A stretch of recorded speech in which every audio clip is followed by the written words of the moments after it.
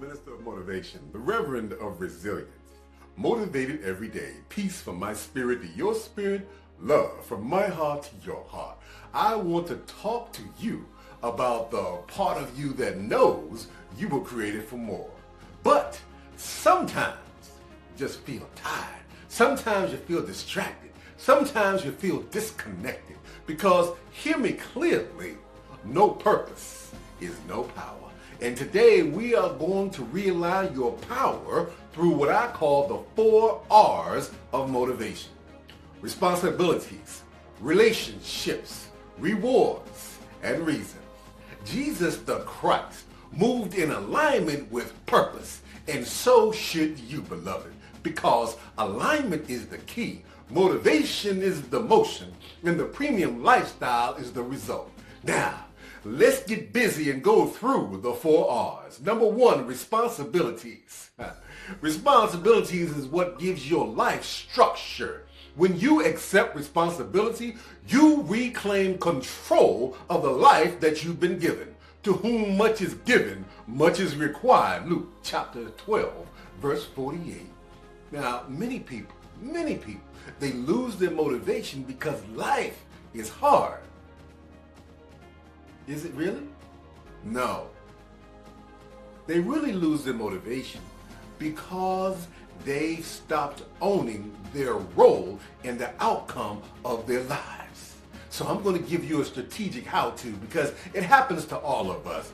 You see, daily responsibility is like a lock-in that you got to go through. So when you lock in every morning, just write down one responsibility that moves your dream forward today. Not tomorrow, not one day, because responsibility creates focus, so do it today. Focus creates momentum. The momentum creates the motion. That's what gets you towards the premium lifestyle that you deserve. Number 2, dearly beloved, is the relationships in your life.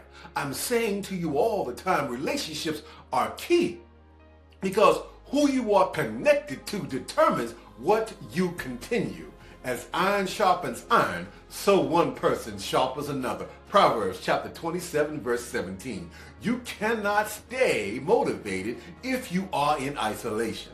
The first law of thermodynamics teaches us that energy is exchanged before it is ever created.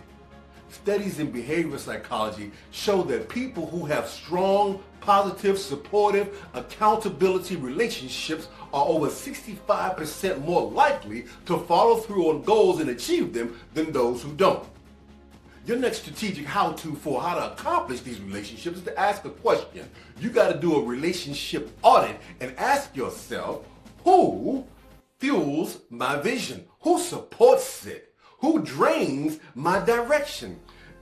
Then you got to look at yourself and you got to ask the question with intentionality, because you got to decide whether you're going to increase the contact with the people who remind you who you are when life tries to make you forget who you are, or if you're going to waste time with those who doubt your purpose, those who don't believe in you. Leave them alone. Number 3, rewards. The reward system is amazing because your nervous system needs reinforcement. God made it that way because motivation isn't just spiritual, it's also biological. The word of God says the laborer is worthy of their reward in 1 Timothy chapter 5, verse 18. So if you never celebrate progress, your mind stops pushing forward. Listen closely. Research shows that dopamine-driven reward systems always increase consistency and habit formation by over 30% when progress is acknowledged. Pat yourself, pat others around you on the back. All right? So here's how you do it. You don't have to wait for the win. Do a progress-based reward. You don't have to keep waiting. Reward the process of getting to the goal, not the perfection. All right? When you finish that workout, when you finish that walk, if you made that call, did you show the discipline and working on it today? Well, acknowledge yourself. Acknowledge it, celebrate it, and lock it in for the momentum to keep you moving forward. Reason number 4 is the reason.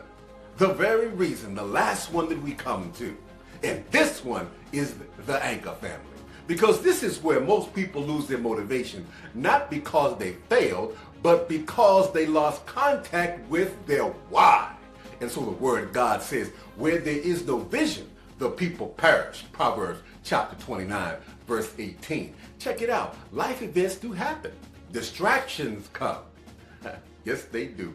Pain interrupts. And when your reasons start to fade, your fulfillment fades right along with your reasons, your why. And when the fulfillment fades, your motivation collapses. Your why is your power source. That's the key. Stay empowered. So I'm going to give you a real bonus that's necessary, because you've got to find out how to reconnect to your why if you lost it. So here's how you do that. All right. Number one, it's like a reconnection ritual. You go back to the beginning. You go back to the beginning and ask, why did you start doing what you were doing before anybody started watching you? Number two, attach your why to the service, and what benefits do people not get when you quit? What happens if you don't quit? What benefits, what service? Number three, speak your why out daily, out loud, because your ears need to hear what your heart already knows. The word says, I can do all things through Christ which strengthens me. Philippians chapter 4, verse 13. And when you know, when your why is clear, family, your steps become confident, your energy returns, and your life aligns. When you have alignment, power flows.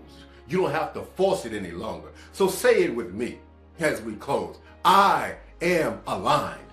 I am motivated. I am disciplined. I move with purpose every day. Because alignment is the key. Motivation is the motion.